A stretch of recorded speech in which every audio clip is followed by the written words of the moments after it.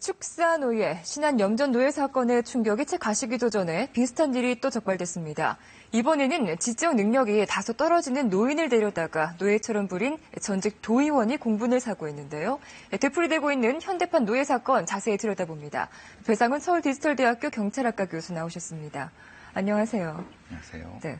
이른바 그 노예 사건에 대한 사회적인 관심이 커지고 있긴 한데 좀처럼 이렇게 줄어들지는 않는 것 같아요. 계속해서 반복되고 있습니다. 이번에 발견된 양모 씨는 무려 10년 동안이나 농장 노예 생활을 했다고 하죠. 예, 그렇습니다. 이제 이 양모 씨는 10년 전에 가까운 인척하고 같이 살다가 주변의 소개로 이제 어떤 가볍게 일자리를 찾는다는 생각으로 이 가해 용의자 그 오모 씨라고 하는데요. 축사에 일하게 됐습니다. 처음에는 이제 당연하게 이제 일정 밥 먹여주고 임금 받는 이런 형태, 입주 노동자 형태로 생각을 한 것 같습니다. 근데 이제 문제는 가해 용의자가 그렇게 생각하지 않은 것 같습니다. 좀 쉽게 부려먹을 수 있는 사람이란 이런 생각을 좀 한 듯합니다. 네, 처음에는 약간 정상적인 그런 임금을 지급받고 일반적인 생활을 하다가 점차 변질이 된 것 같은데 아픈 몸에도 쉴 새 없이 고된 농장 노동에 시달려 있던 양모 씨의 실제 생활 환경이 어땠는지 영상으로 함께 확인을 해보시겠습니다.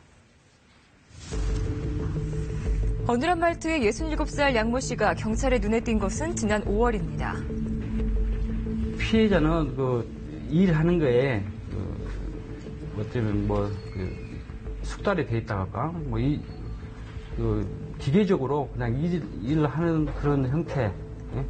밥 먹고 일하고 밥 먹고 일하고. 뭔가 사정이 있다고 여긴 경찰은 농장 주인 68살 오모 씨를 만나기 위해 다시 농장을 찾았습니다.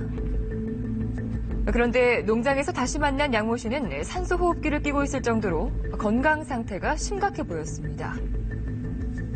제가 폐 질환이 안 좋아요. 폐가. 그래가지고 폐까지 전이가 됐어요. 그러니까 이제 숨이 가쁘면은 저걸 이제 흘려요. 그러니까 노동일이나 이런 건 시커멓게 저러죠. 양 씨가 지낸 공간에는 곰팡이와 먼지만 가득했고요. 더러운 옷가지와 침구가 놓여 있었습니다. 양모 씨는 10년 전에 형수 지인의 소개로 농장주 오 씨를 알게 됐습니다. 이미 처음에 갈 때는 형님이 그랬어. 오빠 한 달에 70만 원씩 받기로 들어갔다고. 그래서 내가 그랬죠. 잘했어요. 그런 데 가서 일해야지. 하지만 경찰 조사 양모 씨는 지난 10년 동안 제대로 된 보수도 못 받고 기초연금까지 빼앗긴 것으로 드러났습니다. 자, 이제 양모 씨가 지난 10년 동안 지냈다는 숙소 사진을 함께 보실 텐데요. 말이 숙소지 사실 버려진 폐가나 창고의 모습을 방불케 하는 모습입니다. 난방도 안 되는 것 같고요. 그리고 식도염, 폐렴 진단까지 받은 양모 씨가 그 휴대용 산소 호흡기에 의존해서 살고 있었습니다. 이렇게 열악한 환경에서 환자를 방치해뒀다는 게 상식적으로 납득이 되지 않고 참 충격적이었어요. 예, 그렇습니다. 이제 그리고 그 오모 씨라는 분이 일종의 말하자면 동네 유지죠. 말하자면은. 그러니까 지역사회에서는 조금 힘이 있는 사람의 축에 든다고 볼 수 있는 거. 도의원. 예, 그렇게 얘기를 하니까요. 네. 근데 이게 일종의 신뢰 함정이라는 표현을 씁니다. 말하자면 주변 사람들도 처음에는 좀 이상하게 생각할 수도 있습니다. 네. 그런데 그 문제는 이런 문제 제기를 할 수가 없었던 거죠. 왜냐하면 설마 저런 좀 지역에서 힘 있는 사람이 저런 행동까지 하겠어라는 그런 의문을 가졌겠지요. 네. 근데 이것이 한 번쯤 이제 합리화가 되다 보면은 오히려 이제 평범한 사람 자체는 저런 걸 하기 어려운데 저런 분들이 저렇게 했을 가능성 때문에 사실 어려운 부분입니다. 그러니까 이제 한번 믿게 되면은 그 다음은 의심하지 않는 이런 상황이 되는 거죠. 그렇군요. 그럼 전직 도의원이었던 오모 씨는 이 사건이 세상에 알려진 후에 어떻게 됐습니까? 그러니까 이제 지금 송치는 됐는데요. 네. 기소는 됐는데 불구속 기소 형태라고 얘기를 합니다. 오갈 것 없는 양 씨에게 숙식을 제공해줬다라고 주장을 하고 있습니다. 그런데 실상을 들여다봤더니 오히려 양모 씨가 가지고 있던 땅부터 또 기초연금까지 빼앗아 갔다고 하죠. 예, 근데 이제 지금 상태는 그렇습니다. 이제 그것을 자기 의지에 의해서 이제 팔았다 이렇게 이제 말하자면 변명을 하는 것 같은데 그것도 이제 수사를 통해서 드러나야 되는 상황이고요. 땅은 왜 판 건가요? 말하자면 그것이 이제 글쎄요, 이제 추정입니다만 아무래도 욕심이 생겼을 수 있는 거고요. 이건 추정입니다. 네네. 근데 기초연금을 일종의 절취한 부분은 그 부분은 이제 증명이 된 것 같고요. 예. 양 씨의 상태가 뭐 병원에 직접 가서 그 장애 등급 판정을 받지 못했기 때문에 뭐 지적 장애가 있다 이렇게 저희가 판단할 수는 없지만 자신의 이름을 겨우 쓰고 읽을 정도의 수준이라고 하니 그동안 아무리 억울하게 노동력을 착취를 당했다고 해도 뭐 이것을 경찰에 신고한다거나 도망갈 그 판단을 하지 못했던 상황이었던 것 같아요. 예, 그렇습니다.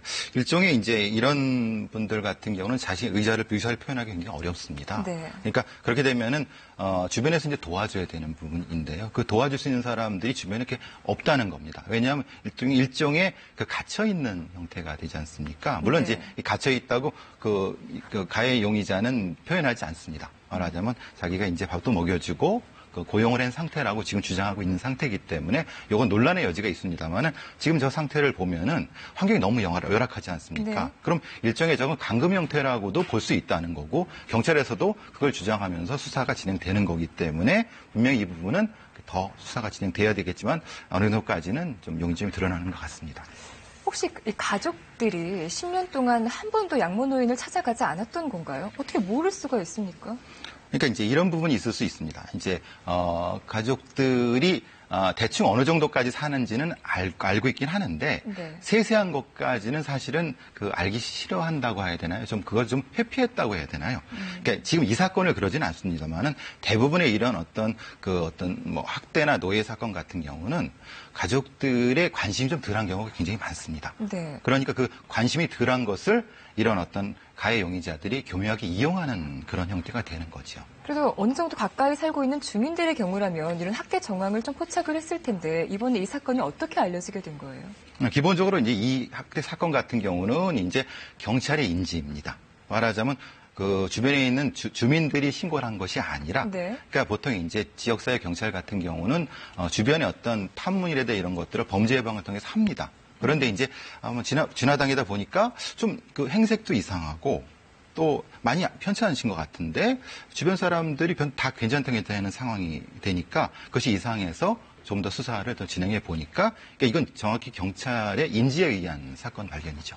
병원에 입원해 있는 피해 노인이 지금 건강 상태가 많이 좋지 않은데 오모 씨 측에서 이미 와가지고 그 합의서를 들이밀면서 사인을 해라, 합의를 해라라고 강요 아닌 강요를 했다고 합니다.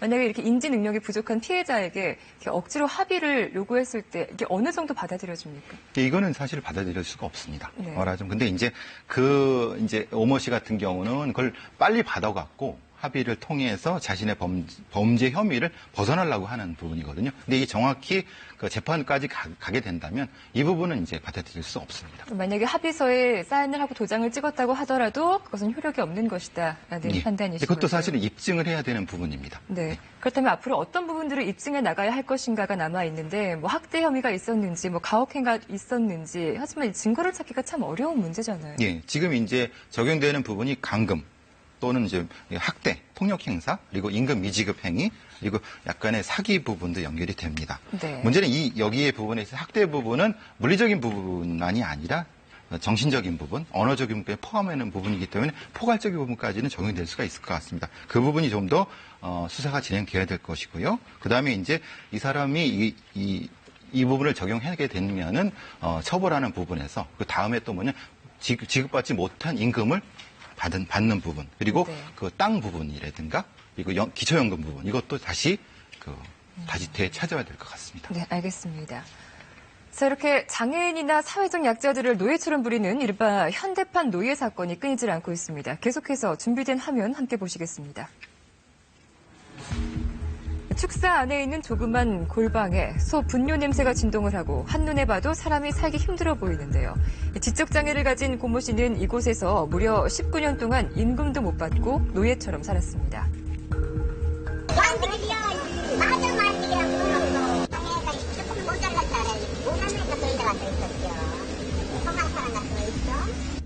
똥치를 줬어. 내시길래 하면 좀 심하게 시켰네벼. 실세 시들 자꾸 시니까 심한 거지. 오래됐어 그래도. 결국 농장주의 학대 정황까지 포착한 경찰은 수사에 나섰고 고 씨는 19년 만에 가족의 품으로 돌아갔습니다. 보육원에서 데려온 13살 여자아이를 40년 동안 식모처럼 부려온 경우도 있었습니다. 주모 씨는 1972년경 한 가정에 입양됐는데요. 첫날부터 악몽이 시작됐다고 합니다. 밥하고 빨래하고 청소하고 이제 집을 넓으니까 잡초 같은 것도 뽑고 또 설거지도 하고 집안 청소를 다 했어요. 하지만 더 견디기 힘든 것은 새어머니의 폭언과 학대였습니다. 화풀이 대상이더라고요. 주로 때리는 것도 망치라든지 연탄집게로 때린다거나 아니면 빨래 다리다가 다리 밀어갖고도 그래요. 목에다 칼로 들이대면서 널 죽여버리겠다고 막. 결국 한 장애인 복지센터가 주 씨의 상황을 알게 되면서 경찰이 수사에 나섰습니다. 이런 여러 가지 사건들을 살펴보면 사회적 약자, 장애인들을 대상으로 한 범죄가 갈수록 늘고 있는 게 아닌가라는 생각까지 들어요. 학대, 갈취, 성폭행 등 오히려 보호받아야 될 사회적 약자가 보호받지 못한 지금의 현상을 어떻게 볼 수 있을까요? 기본적으로 이제 공적인 사회 안전망의 부재라고 볼 수 있습니다. 과거에 우리 전통 사회에서는 이런 걸 마을 공동체 같은 것을 담당을 했었는데요. 그것이 붕괴된 상태에서는 공적인 사회 안전망, 말하자면 장애인 복지관이라든가 이런 데에서 이것을 촘촘히 확인할 수 있는 부분이고 또 이중적인 감시망이 필요합니다. 지금 이 사건처럼 경찰의 다른 어떤 간접적인 감시망 때문에 지금 발견된 거지 이것이 없었다고 하면 사실은 어려웠을 부분이거든요. 이런 형태의 공적 기관의 의무적인 감시망이 반드시 선행돼야 된다는 겁니다. 네, 발견되지 못했지만 경찰의 관심과 또 어떤 보호해야 될 사회적 시스템 때문에 우연히 발견된 사건입니다. 앞으로도 우리 사회적 약자들의 소재를 지속적으로 파악해 나가는 이런 대책이 필요할 것 같은데요. 예, 기본적으로 이제 가장 핵심적인 부분은 공공기관, 지역사회복지관이라든가 그리고 장애인복지관의 역할이 가장 중요하고요. 또 하나는 이제 성년 후견인 제도라고 볼 수 있습니다. 지금 이분 같은 경우도 다소의 이제 지적력이 떨어지는 부분이 자기 의사표현이 모자라는 부분을 누군가가 이제 대신해줘야 되거든요. 그걸 보통 이제 성년 후견이 그걸 대신해줘야 되는데요. 그것을 담당할 수 있는 어떤 제도적인 뒷받침이 꼭 필요하다고 볼 수 있습니다. 네, 말씀 감사합니다. 배상훈 서울디지털대학교 경찰학과 교수와 함께 말씀 나눴습니다. 고맙습니다.